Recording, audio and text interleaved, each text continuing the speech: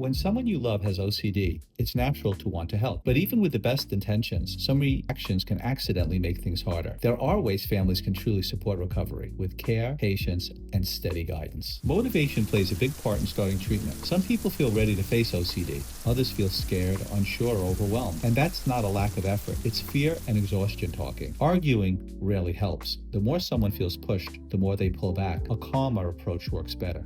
Try expressing concern with warmth instead of debate. A simple script can help. For example, I'm concerned about the avoidance and compulsions because they're getting in the way of this, and you give an example, or that with an example, and, or this, whatever the case may be. And lastly, that matters to me because listening is just as important. Even if you disagree, try to understand what feels scary or uncertain for them. Questions like, what feels hardest about this? Or what feels risky about trying a new approach? Can space for honesty. And confidence can be contagious. Letting your loved one know you believe they can make progress helps them believe it too. For example, this is tough. I know you can do it because fill in the blank.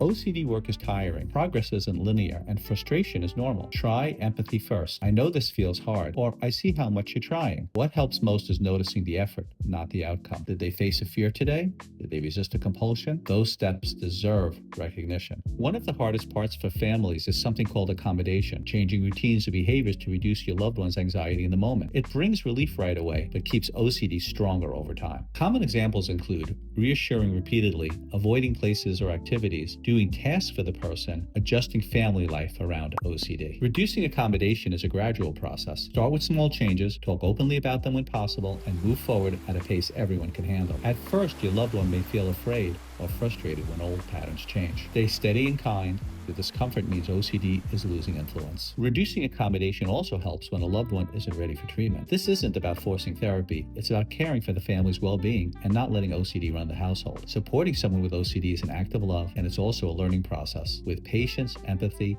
healthy boundaries, and steady steps, families can be part of meaningful change and recovery.